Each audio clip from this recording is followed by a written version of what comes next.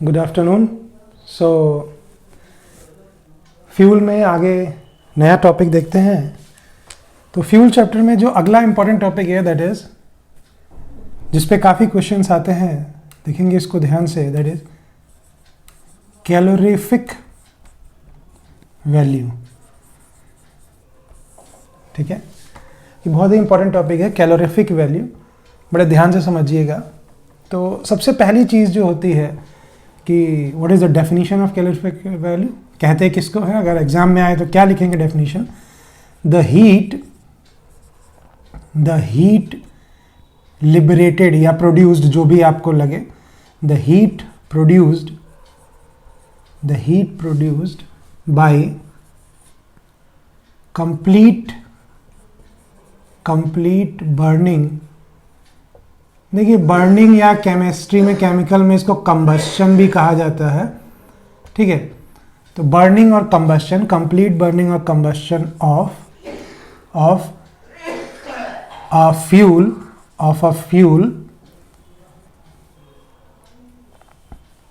Burning of, एक second, burning of unit mass और volume, unit mass और volume of a fuel is called its calorific value.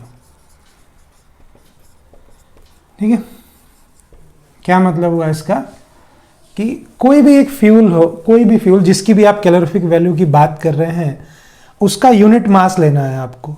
Unit mass का मतलब 1 unit, आप कोई भी ले लीजिए। ठीक है, मास आप यूनिट लेंगे, उसकी यूनिट कोई भी ले लीजिए केजी में। यूनिट मास का मतलब सिंगल, अगर आप केजी में ले रहे हैं तो 1 केजी, ग्राम में ले रहे हैं तो 1 ग्राम। अच्छा, यहां मास और वॉल्यूम की बात कही है, देखिएगा, ध्यान दीजिएगा।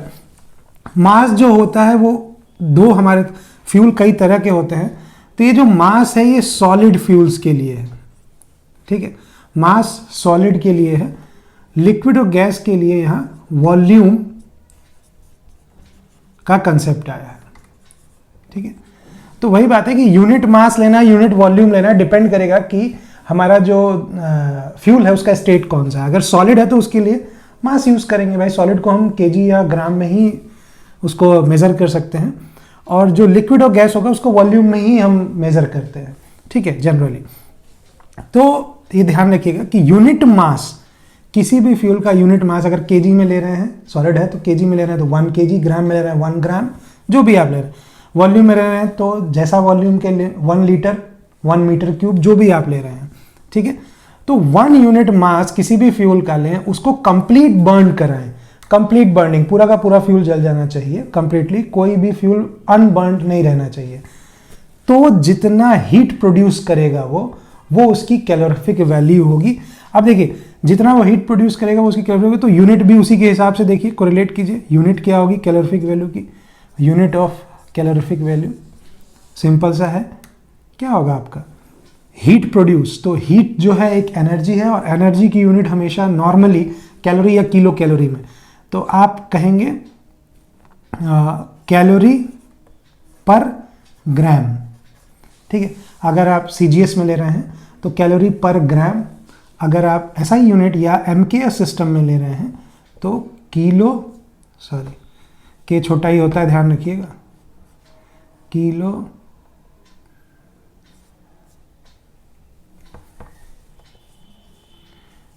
किलो कैलोरी पर केजी।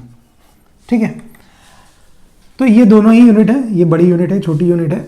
और एक और कई बार एग्जाम्स में या कभी कभी आप अगर कोई कंपनी में जॉब करने के लिए जा रहा है तो कई जगह स्टैंडर्ड, अगर जैसे मान लीजिए कि आप किसी ऑटोमोबाइल कंपनी में हैं और उसमें जो यूनिट्स हैं वो फॉरेन से उसकी सारी जो डिज़ाइनिंग सब आ रही है, तो उसके लिए भी आपको यूनिट पता होना चाहिए। एक यूनिट और होती है कैलोरीफिक वैल्यू की, दैट इज BTU पर LB।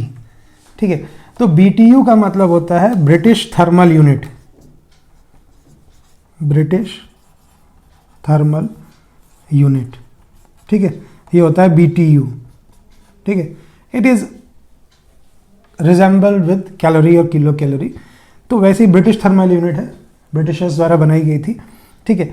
और एलबी जो है इसको पाउंड कहते हैं, ठीक है। ध्यान रखिएगा, ये इसके रोमन नेम से एलबी लिया गया। आप सोचेंगे कि पाउंड है तो पी क्यों नहीं लिया गया, एलबी क्यों लिया गया? बिकॉज रोमन में पाउंड को आपका लिब्रा कहा जाता है, लिब्रा इन रोमन लैंग्वेज, ठीक है ना। तो वहां से लिया गया है ये एलबी सिंबल पाउंड के लिए। तो ये जो है ये बीटीयू पर पाउंड, ठीक है ना। कितना ब्रिटिश थर्मल यूनिट 1 पाउंड में, पाउंड जो है उस फ्यूल का मास, ठीक है। और बीटीयू जो है वो उसकी हीट एनर्जी की यूनिट है, ठीक है। तो ये जनरल यूनिट्स हैं। बेसिकली आपको क्या है, कितना कैलोरी हीट प्रोड्यूस करेगा, मतलब जब आप किसी को जलाएंगे तो कितनी हीट प्रोड्यूस करेगा, उसी को उसकी कैलोरीफिक वैल्यू कहते हैं। 2 बातें आपको ध्यान में रखनी है, कंबस्टन कंप्लीट होना चाहिए, ठीक है, और फ्यूल होना चाहिए, ठीक है, और हीट किस में, यूनिट में जो भी। तो ये कई बार क्वेश्चन आपसे आता है, छोटा मोटा क्वेश्चन, डिफाइन कैलोरीफिक वैल्यू या ये सब, define calorific value and it's state it's units, ठीक है। तो आप ये कह सकते हैं, तो ध्यान रखिएगा इसको। दूसरी चीज, कैलोरीफिक वैल्यू को, इसको मेजर करने के लिए, to measure calorific value there is calorimeters, ठीक है। कैलोरीमीटर्स होते हैं जिनमें हम कैलोरीफिक वैल्यू को मेजर करते हैं। उसमें बहुत ही माइन्यूट छोटा सा मास, ग्राम्स में या गैसेस में अगर है तो बहुत कम उसमें रखते हैं कैलोरीमीटर के अंदर। और ऑक्सीजन सप्लाई हम अपनी तरफ से करते हैं, उसको एक्सेस ऑक्सीजन देते हैं, जिससे कि ये पता चल जाए कि कंप्लीट बर्निंग हो रही है कि नहीं, ठीक है। उसमें जो फेमस है वो है आपका बॉम्ब कैलोरीमीटर। इसके बारे में कोई ज़्यादा आपके सिलेबस में है नहीं तो इसको डिस्कस नहीं करेंगे, सिर्फ नाम याद रखिएगा, बॉम्ब कैलोरीमीटर। ये सॉलिड फ्यूल्स जो होते हैं, सॉलिड फ्यूल्स जैसे कोल हुआ या और भी जितने भी सॉलिड फ्यूल्स जितने भी हैं, उनको अगर मेज़र करना है, और लिक्विड फ्यूल्स, सॉलिड और लिक्विड फ्यूल्स को मेजर करने के लिए जो कैलोरीमीटर, उसको बॉम्ब कैलोरीमीटर कहते हैं, ठीक है। इसमें बॉम्ब होता है, जिसके अंदर, बॉम्ब इसका नाम है, और उसके अंदर उस फ्यूल को रखते हैं, बाहर से ऑक्सीजन प्रोवाइड करते हैं, उसको बर्न कराते हैं बाहर की स्पार्किंग से। वो मेथड बहुत सारे हैं। मेन चीज़ ये है कि ये कैलोरीमीटर, कैलोरीफिक वैल्यू मेजर करने के लिए जो डिवाइस यूज़ किया था उसको कैलोरीमीटर्स कहते हैं, ठीक है। कभी कभी इंटरव्यू में क्वेश्चन आ जाते हैं, तो नाम याद रखिएगा, बॉम्ब कैलोरीमीटर, ठीक है। तो ये सिंपल सी चीज़ थी, ठीक है। अब कैलोरीफिक वैल्यू में 2 तरह के नाम आपको दिखाई देते हैं। जब आप एज एन इंजीनियर कहीं काम करने जाते हैं तो आपको 2 तरह के नाम इसमें यूज़ किए जाते हैं। फर्स्ट वन इज HCV, ठीक है। इसको बोलते हैं हायर कैलोरीफिक वैल्यू, ठीक है, हायर कैलोरीफिक वैल्यू। तो ये हायर कैलोरीफिक वैल्यू कुछ नहीं होती, कैलोरीफिक वैल्यू को ही हायर कैलोरीफिक वैल्यू कहते हैं। जितना वो मैक्सिमम, जितना भी हीट प्रोड्यूस कर सकता है एक फ्यूल यूनिट मास का, उसको उसकी हायर कैलोरीफिक वैल्यू कहते हैं, ठीक है। नाम याद रखिएगा, higher calorific value is the calorific value, simple calorific value. जो दूसरा टर्म आता है जो ज़्यादा इस्तेमाल किया जाता है वो होता है LCV, that is lower calorific value. ये थोड़ा सा इंपॉर्टेंट होता है। मेन जो काम किया जाता है वो इसी पे किया जाता है। होता क्या इसका मतलब है, लोअर कैलोरीफिक वैल्यू क्या मतलब, हम समझेंगे कि when fuel is burned, there is some moisture present in the fuel, ठीक है। तो जब हम फ्यूल की बर्निंग कराते हैं तो उसमें कुछ मॉइस्चर प्रेजेंट होता है। मॉइस्चर का मीन्स होता है वाटर कंटेंट, ठीक है ना, H2O। तो कभी कभी आपने देखा होगा कि लकड़ी जब हम जलाते हैं कई बार, तो सूखी लकड़ी से भी कई बार वाटर के बबल्स उसमें से निकलते हैं, that it contains some moisture inside. तो when fuel is burn there some moisture present in the fuel which produces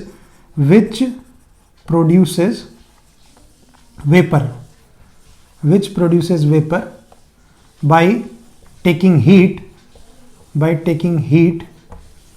from combustion या burning, जो भी है combustion या burning, है ना. तो ये जो इसमें जो मॉइस्चर है, ये जब वाटर कंटेंट है वो ट्रेस अमाउंट में होगा, वो तुरंत वेपर में कन्वर्ट होगा. और वेपर में कन्वर्ट होने के लिए वो लेटेंट हीट ऑफ वेपराइजेशन, एक टर्म बोला जाता है, कोई दिक्कत नहीं है. लेटेंट हीट ऑफ वेपराइजेशन मतलब कितनी हीट उसे लगेगी वेपर बनने में. और ये हीट वो कहाँ से लेगा, जो फ्यूल बर्न हो रहा है ना वहीं से ले लेगा. जो आप आग लगाते हैं, जो लकड़ी जल रही होगी, उसी की हीट से, उसी की गर्मी से वो वेपर बन जाएगा. तो जितनी हीट उस वाटर मॉइस्चर कंटेंट ने ले लिया अपने अंदर, जितना हीट, वो तो बेकार गई, वो वेपर तो तुरंत वहां से चला जाएगा. नॉर्मली जितने भी जगह पे, चाहे वो इंजन की बात करें, नॉट इंटरनल कंबस्शन इंजन्स, हम पेट्रोल और डीजल इंजन की बात नहीं कर रहे हैं, इंडस्ट्रियल इंजन जहाँ पे बहुत ज़्यादा फर्नेस या बड़ी बड़ी जो फैक्ट्रीज हैं जहाँ पे हम कोल बर्न कराते हैं, या थर्मल पावर प्लांट की बात करें, तो यहाँ पे ये जो मॉइस्चर कंटेंट से जो वेपर होगा ना, ये अपने आप उस हीटिंग चैम्बर से बाहर निकल जाएगा. तो इसके अंदर जो हीट है वो तो इसने एब्जॉर्ब करके अपना फेस चेंज कर लिया, वेपर बन गया, तो वो हीट बेकार हो जाती है. ठीक है ना, उतनी हीट वो बेकार कर देता है, मतलब हमें नहीं मिल पाती. ठीक है, तो बेसिकली जो हम कैलोरीफिक वैल्यू, अभी हमने आपको पहले बताया था कि यूनिट मास लेते हैं. अब उस मास में जितना मॉइस्चर कंटेंट होगा वो तो हमें कोई हीट नहीं देगा. बात समझ में आ रही है. दूसरा, ये कुछ हीट वेपर कन्वर्जन में भी लेके जाएगा. तो ओवरऑल जो आपका लोअर कैलोरीफिक वैल्यू होती है, so the net calorific value after reducing moisture content is called LCV. Oh, sorry. So the net calorific value after reducing moisture content is equal to HCV minus LCV. अरे sorry, नहीं ठीक है. वो net calorific value reduce content is called LCV, उसी को LCV कहेंगे. ठीक है, तो अगर हमें नेट कैलोरीफिक वैल्यू ये तो पता चल गई कि जो आएगी उसको हम LCV कहेंगे. तो अगर हमें कोई पूछे कि अगर कोई भी फ्यूल है तो वो एक्चुअल हीट कितनी प्रोड्यूस करेगा, एक्चुअल हीट प्रोड्यूस, तो उसको हम कहेंगे HCV minus LCV. Higher calorific value में से लोअर कैलोरीफिक वैल्यू माइनस कर दें तो नेट हीट प्रोड्यूस हमारे पास आ जाएगा. बात समझ में आई? इतनी हीट प्रोड्यूस कर, क्योंकि HCV और LCV में वही डिफरेंस है जो मॉइस्चर लेके गया. बात समझ में आई? तो इस मॉइस्चर कंटेंट के कारण एक नया टर्म इसमें इंट्रोड्यूस किया था, that is lower calorific value. और जो भी एनालिसिस आगे इंजीनियरिंग में की जाती है वो इसी पे की जाती है, इसको मोर इंपॉर्टेंस दिया जाता है. क्योंकि इस पे अगर हम सारी कैलकुलेशन कर देंगे तो लास्ट में क्या होगा, उतना हमें हीट मिलेगी नहीं, तो काम जो भी हमने उसके हिसाब से कैलकुलेट किया होगा वो गड़बड़ हो जाएगा. ठीक है, तो ये सारी पिक्चर थी कैलोरीफिक वैल्यू की. ध्यान रखिएगा, बहुत इंपॉर्टेंट टॉपिक है ये, इससे क्वेश्चन मोस्टली आता ही आता है. ठीक है, एग्जाम्स में भी, कॉम्पिटिटिव एग्जाम्स में भी, तो इसको मत भूलिएगा. क्वेश्चंस के ही हिसाब से हम चल रहे हैं, जैसे जैसे क्वेश्चंस आते हैं उन्हीं टॉपिक को डिस्कस कर रहे हैं. एक क्वेश्चन और आता है एग्जाम में कि what are the advantages of gaseous fuel over solid and liquid fuels, है ना. ये कई बार आपसे इंटरव्यू में भी पूछा जाता है, एग्ज़ाम में तो ये बहुत ही पॉपुलर क्वेश्चन है आपके एग्ज़ाम का, कॉम्पिटेटिव्स में भी कभी कभी आता है। ठीक है, तो देखते हैं। देखिए, कोई बहुत ही ज़्यादा ये कठिन सवाल नहीं है, ये आपने कॉमन सेंस से भी बिना फ्यूल चैप्टर पढ़े भी आप इसका आंसर दे सकते हैं। तो आपने कॉमन सेंस यूज़ कीजिए। घरों में आप गैसियस फ्यूल यूज़ करते हैं लाइक एलपीजी, ठीक है ना। आपने गाड़ियों में सुना होगा सीएनजी यूज़ होता है, वैसे एलपीजी भी गाड़ियों में कई जगह यूज़ होता है। कई लोग सिलेंडर पीछे गाड़ी की डिक्की में कनेक्शन करा के एलपीजी से भी चलाते हैं, वेरी गुड फ्यूल्स। तो ये आपने देखे हैं फ्यूल्स, ठीक है, आपने सुने भी हैं। कुछ लोगों ने अगर पहले का देखा होगा तो उन्होंने बायोगैस भी सुनी होगी, अगर किसी के विलेज एरियाज़ में अगर बायोगैस प्लांट लगा होगा तो, ठीक है। और सॉलिड लिक्विड फ्यूल्स तो आप पहले से पता है, लिक्विड में पेट्रोल, डीजल और ये सारे आते हैं। सॉलिड में आपका कोल और भी कई सारी चारकोल, कोक, ये सब आते हैं। तो अब आपसे क्वेश्चन क्या पूछा, एडवांटेज क्या है गैसियस फ्यूल यूज़ करने का, ठीक है, बात समझ में आ रही है। तो गैसियस फ्यूल यूज़ करने का एडवांटेज अगर देखेंगे तो सबसे, आप खुद दिमाग लगाइए कि जहाँ एलपीजी और सीएनजी यूज़ किया जाता है वहाँ पे क्या फ़ायदे होते हैं ज़्यादा। हाँ, तो सबसे पहली चीज़, घरों में आप एलपीजी यूज़ करते हैं और आप कई जगह कोल से भी, भट्टी पे पुराने समय में खाना बनते हुए देखा होगा आपने, कुकिंग के लिए यूज़ किया था सॉलिड फ्यूल भी। मिट्टी के तेल पे स्टोव जलाया जाता था। तो अगर आप ध्यान देंगे तो यहाँ पे लिक्विड और सॉलिड के केस में भी हमेशा स्मोक प्रोड्यूस होता है। सॉलिड में तो बहुत ज़्यादा धुआं निकलता था। केरोसिन के भी स्टोव में एक स्मेल सी आती थी जब वो जलता था, उसमें से भी एक फ्यूम्स निकलते थे। बट जब आप एलपीजी की, घरों में एलपीजी जहाँ यूज़ होता है वहाँ पे आप देखते हैं बिल्कुल भी कोई भी फ्यूम्स नहीं आते हैं, कोई भी हैजार्डस गैसेस नहीं प्रोड्यूस होती हैं। एलपीजी क्लीन है। तो नो स्मोक, आप लिखेंगे नो स्मोक प्रोड्यूस, कोई धुआं नहीं होता है ना। No hazardous gases, no hazardous, जहरीली जो गैसें होती हैं जो सॉलिड फ्यूल से ज़्यादातर निकलती हैं, sulphur dioxide, carbon monoxide, no hazardous gases produced, है ना। ये सब क्या है, एडवांटेज ही तो हैं। Easy to control, easy to control, भाई आपको जितनी ज़रूरत होती है उतना ही आप रेगुलेटर ऑन करते हैं गैसियस फ्यूल में। घरों में आप यूज़ करते हैं चूल्हा बड़ा सस्ता सा, और हल्का सा रेगुलेटर आपने ज़्यादा ओपन किया जितना आपको ज़रूरत है, जब तेज की ज़रूरत है तेज, बहुत इजीली कंट्रोल हो जाता है ना। Storage is easy, storage easy and transportation also, इसको स्टोर करके ट्रांसपोर्टेशन भी ईजी होता है इसका, ठीक है। क्लीन होता है, क्लीन फ्यूल, है ना, कोई गंदगी नहीं होती है। वही आप सॉलिड फ्यूल्स आप जब बर्न करते हैं तो गंदगी होती है, राख बचती है, धुआं, उसमें से कुछ चीज़ें उड़ के इधर उधर जाती हैं, बहुत गंदगी फैलती है। लिक्विड फ्यूल्स में भी जब आप बर्तन, आप देखेंगे गांव पे जब पहले केरोसिन के चूल्हे पे खाना बनता था तो बर्तन में थोड़ी सी काली खा जाती थी, है ना। तो ये क्लीन फ्यूल होता है, कोई भी बर्तन पे कोई भी चीज़ नहीं छोड़ता ये, ठीक है ना, क्लीन फ्यूल है बिल्कुल। और फास्ट इग्निशन, फास्ट इग्निशन, है ना, बहुत जल्दी ये फायर को पकड़ लेता है। फायर इग्निशन, फास्ट इग्निशन, मतलब आपने एक लाइटर हल्का सा जलाया और ये जल जाती है। सॉलिड और लिक्विड के केस में देखते हैं आप, लिक्विड के केस में स्टोव में भी आप पंप मारिए, फिर जलाइए, फिर पिन मारिए, वो फ्लो सारा बनाना पड़ता है। सॉलिड के केस में तो भाई बहुत ही दिक्कत, फ्लेम प्रिपरेशन, जब तक उस लेवल पर नहीं आएगा तब तक खाना नहीं बनेगा। तो बहुत सारी चीज़ें हैं। और सोचिए क्या हो सकता है, हाई कैलोरीफिक वैल्यू, ये HCV नहीं है, ये हाई कैलोरीफिक वैल्यू मतलब हायर लिख लीजिए, हायर कैलोरीफिक वैल्यू, है ना, हायर कैलोरीफिक वैल्यू मतलब गैसियस फ्यूल की कैलोरीफिक वैल्यू ज़्यादा होती है, ठीक है। और ये गाड़ियों में भी यूज़ किए जाते हैं, ठीक है, तो उसके कारण भी इसका प्रॉपर्टी अच्छी है, कैलोरीफिक वैल्यू ज़्यादा होती है और एफिशिएंसी अच्छी होती है, एफिशिएंसी इज़ हाई, है ना।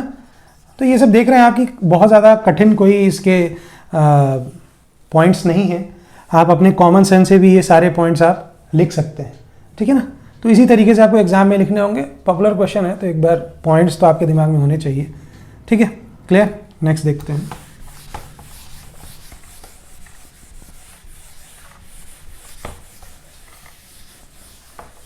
ओके,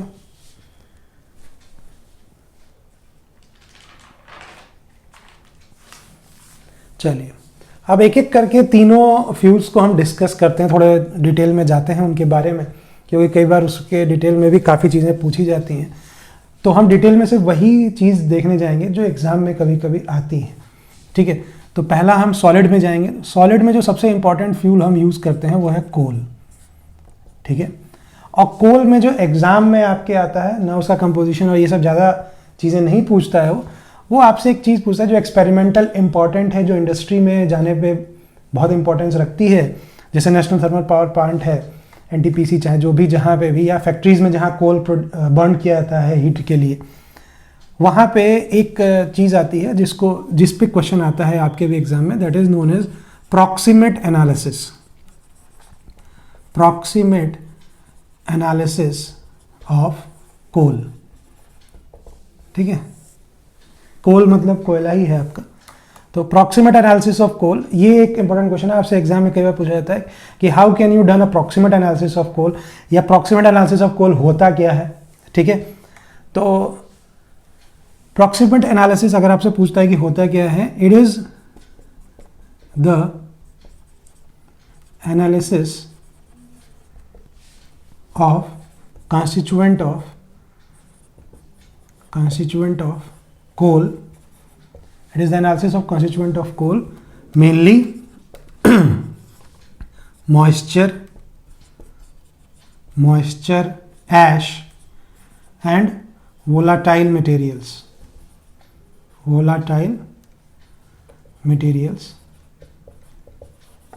ठीक है ना, present in it। बात समझ में आई?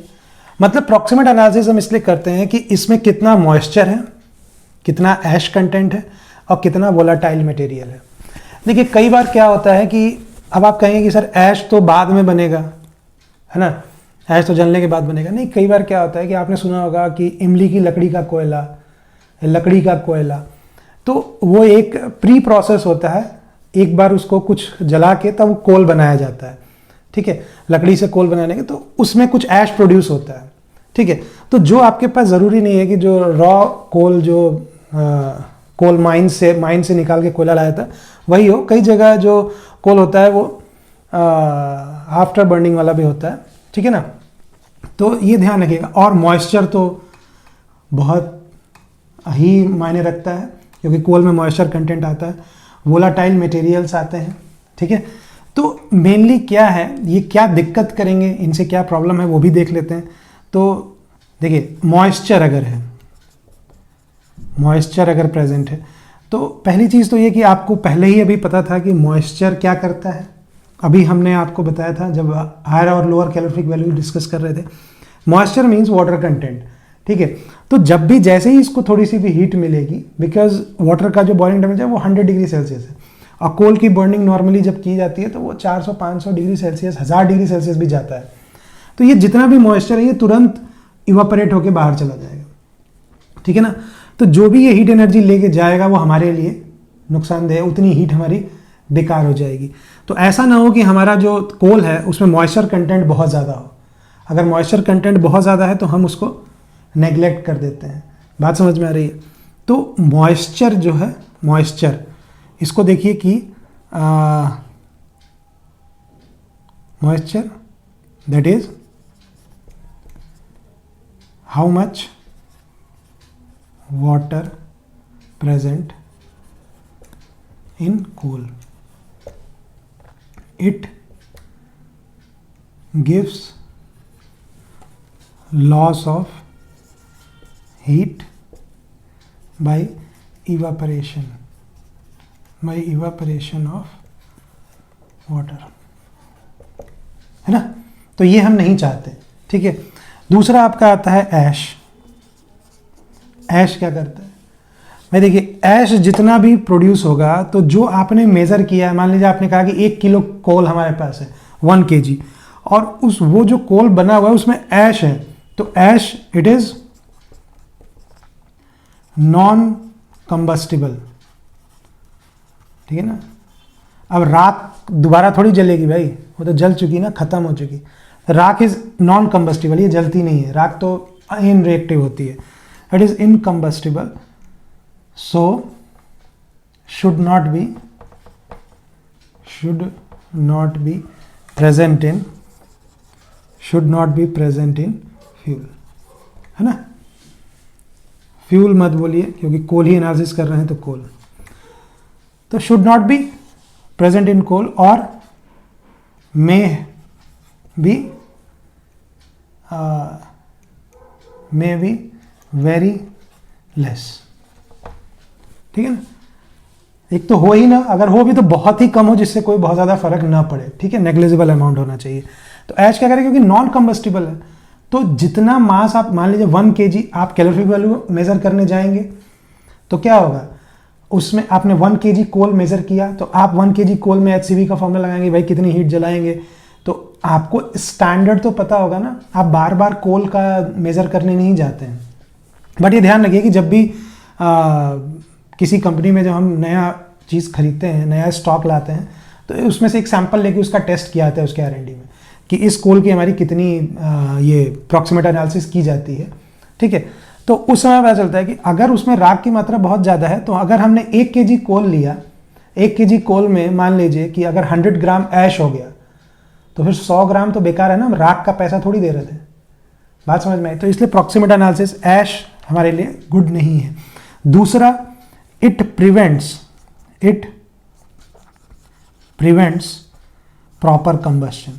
अगर राख है तो वो कंबस्शन को प्रोपेगेट नहीं होने देगी, भाई एक जगह से दूसरी जगह बीच में राख उसमें पड़ी हुई है, तो it prevents proper combustion propagation, combustion को आगे बढ़ने से रोकती है, धीमा करती है उसे, ठीक है ना। तो ये it is not good. Third जो आपकी है वो है आपका वोलाटाइल मटेरियल, वोलाटाइल मटेरियल, ठीक है। फ्यूल का ही कुछ पार्ट ऐसा होगा जो वोलाटाइल हो सकता है, वो फ्लेमेबल है, वो जलना था उसे, बट एक टेम्परेचर पे कुछ फ्यूल का पार्ट अपने आप वेपराइज होके निकल जाता है, कोल का ही पार्ट, ठीक है ना। Some part of fuel will some part of fuel is volatile and escape out at high temperature, ठीक है ना। जब थोड़ा सा टेम्परेचर हम बढ़ाते हैं तो क्या होता है, जो वोलाटाइल पार्ट होता है, वोलाटाइल मटेरियल फ्यूल का जो होता है वो सारा इवापोरेट कर जाता है, तो उतनी कैलोरीफिक वैल्यू हमारी कम कर देगा, ठीक है ना। तो ये सारी चीजें जो तीनों हैं ये हमारे लिए कोल में कम से कम होनी चाहिए, नहीं है तो बहुत अच्छी बात है, बट कम से कम होनी चाहिए। और इन्हीं तीनों चीज़ों का बेसिकली जब भी कोल की प्रॉक्सिमेट एनालिसिस की जाती है तो इन्हीं तीनों चीज़ों का बेसिक एनालिसिस किया जाता है, ठीक है। अब उसको कैसे किया जाता है प्रैक्टिकली उसके बारे में बात करेंगे, ठीक है। तो बेसिकली ये 3 चीज़ें हैं जो हम नहीं चाहते, तो अगर आपसे एग्जाम में आता है तो आपको ये भी बताना होगा कि आप इसको कैसे करते हैं। दूसरी चीज़ कि क्यों करते हैं, ये जो हमने बात की अभी बताया क्यों करते हैं, क्या कारण है कि हम प्रॉक्सिमेट एनालिसिस करते हैं, ठीक है ना। तो बात ये होती है कि क्यों करते हैं, ये बात तो हमें पता चल गई, कैसे करते हैं ये देखते हैं, ठीक है। तो प्रॉक्सिमेट एनालिसिस ऑफ कोल, ठीक है। तो जो 3 चीजें हैं उन्हीं को हम बारी बारी कैलकुलेट करेंगे। तो सबसे पहली चीज थी मॉइस्चर, तो पहला काम होता है परसेंटेज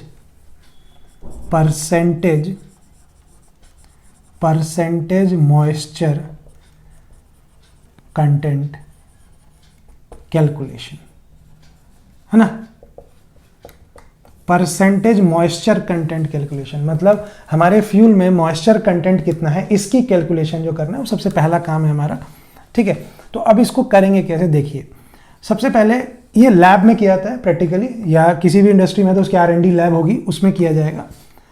क्या किया जाता है कि स्मॉल अमाउंट ऑफ फ्यूल या कोल जिसको कहते हैं, कोल, स्मॉल अमाउंट ऑफ कोल लिया जाता है, जो भी हमारे पास आया है हमने खरीदा है उसका एक सैंपल लेंगे एक सिलिका क्रूसिबल में। ठीक है, सिलिका क्रूसिबल, ठीक है, क्रूसिबल ऐसा होता है, आपने केमिस्ट्री के लैब में अगर गए होंगे तो देखा होगा आपने, एक सिलिका क्रूसिबल जिसमें ज़्यादातर चीज़ें मिला के गरम वरम की जाती हैं। हाई टेम्परेचर पे भी ये जो मटेरियल होता है ये कोई चेंज इसमें नहीं आता है, ये बहुत ज़्यादा हाई टेम्परेचर को भी विदस्टैंड कर सकता है। ठीक है ना, इसको बोलते हैं सिलिका क्रूसिबल। ठीक है, कटोरी शेप का होता है छोटा सा। चिकनी मिट्टी आपने कप देखा होगा, वैसा ही लगेगा देखने में, बट ये चिकनी मिट्टी नहीं होता। सिलिका क्रूसिबल बहुत ही टफ मटेरियल होता है, बहुत हाई टेम्परेचर पे भी इसको कोई फर्क नहीं पड़ेगा। ठीक है, तो इसमें ये अप्रॉक्सीमेट एनालिसिस की जाती है। केमिकल बैलेंस में बहुत ही स्मॉल अमाउंट का मटेरियल इसमें लिया जाएगा। ठीक है, तो सबसे पहला हमें परसेंटेज मॉइस्चर कंटेंट करना है। तो mass of, sorry not mass, wait of crucible, wait of crucible, सबसे पहले इस क्रूसिबल का भी वेट करना पड़ेगा। मान लिया कि इसका M1G क्रूसिबल का वेट है। देखिए M1 तो उसका मास होगा, G से मल्टीप्लाई कर देंगे तो वेट आ जाएगा क्रूसिबल का कितना है। ठीक है, अब उसमें आप लेंगे क्या, सैंपल लेंगे, सैंपल इसी में डालेंगे और उसको भी वेट करेंगे। तो weight of crucible plus sample of coal, coal को इसी में रखा है ना, चिमटे से थोड़ा सा कोल उठा के उसी में रख दिया, मान लिया कि वो M2G है, और जब आपने उसको बैलेंस पे रखा तो वजन कितना आया, वेट कितना आया, M2G।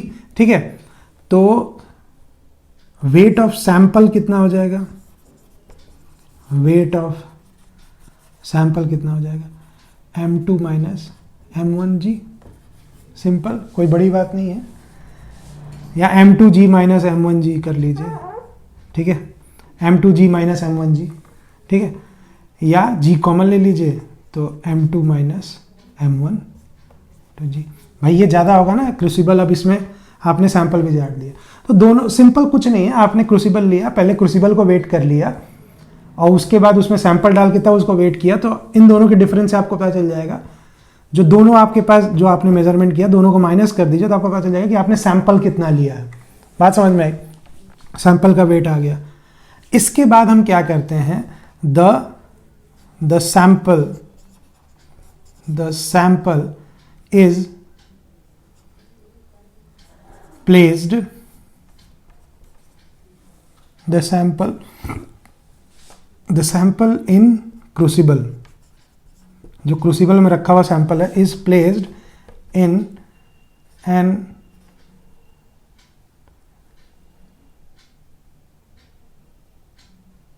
Air flow type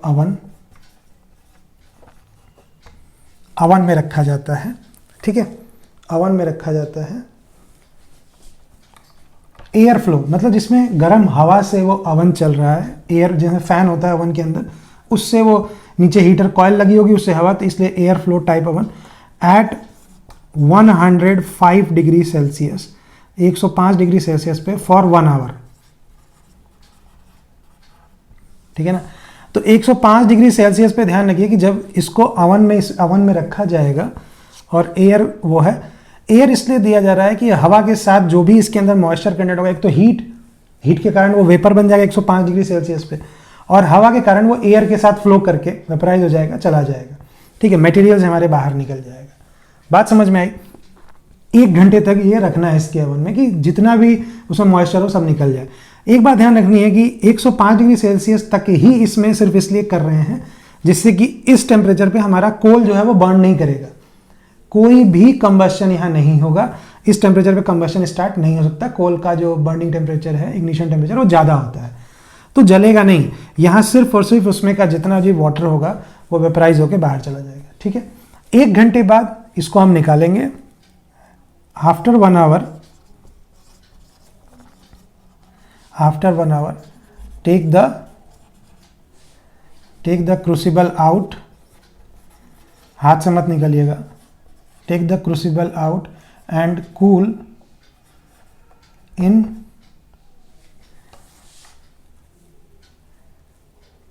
in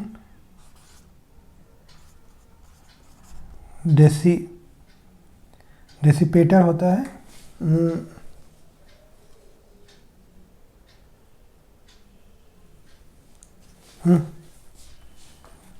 cool in desiccator, ठीक है। And then measure the weight, है ना। तो आप 1 घंटे जब क्रूसिबल को, उसमें से 1 घंटे होने के बाद क्रूसिबल सहित उसको बाहर निकालते हैं अपने सैंपल को और उसको ठंडा करते हैं डेसिकेटर में। डेसिकेटर एक होता है जो पूरा क्लोज होता है, बिल्कुल बंद, जिसपे बाहर का कोई भी चीज़ का असर नहीं होगा, ऑक्सीजन के प्रेजेंस में कोई रिएक्शन नहीं होगा, कोई एयर कंटेनर, एयर टाइट होता है। उसके अंदर इसको धीरे धीरे ठंडा किया जाता है और फिर से उसका वेट किया जाता है। बात समझ में आई? अब जब वेट करेंगे तो क्या होगा? Wait of crucible plus sample after heating, है ना। हीटिंग के बाद ये मान लिया हमारा M3G है, M3G। तो weight of sample of coal after heating कितना हो जाएगा भाई? ये तो क्रूसिबल के साथ था, तो क्रूसिबल का वेट हटा दीजिए, तो M3G माइनस M1G, ये हो जाएगा M3 माइनस M1G, कॉमन ले लीजिए।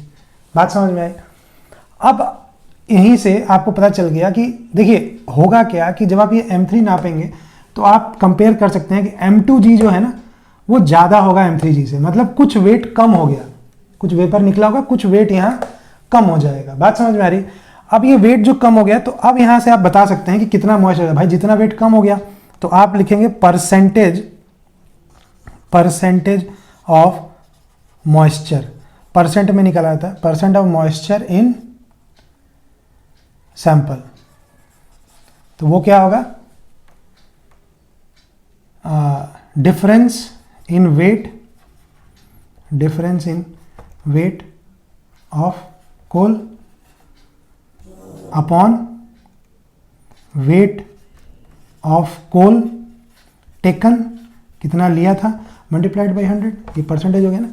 कितना वेट लिया था उसमें से कितना वेट अब कम हो गया, मल्टीप्लाइड बाई 100, तो ये हमारा क्या देगा? परसेंटेज ऑफ मॉइस्चर, कितना मॉइस्चर था, ठीक है। तो अगर इसको ध्यान से हम निकालें तो देखिए क्या आएगा, परसेंटेज कितना आएगा, परसेंटेज ऑफ मॉइस्चर।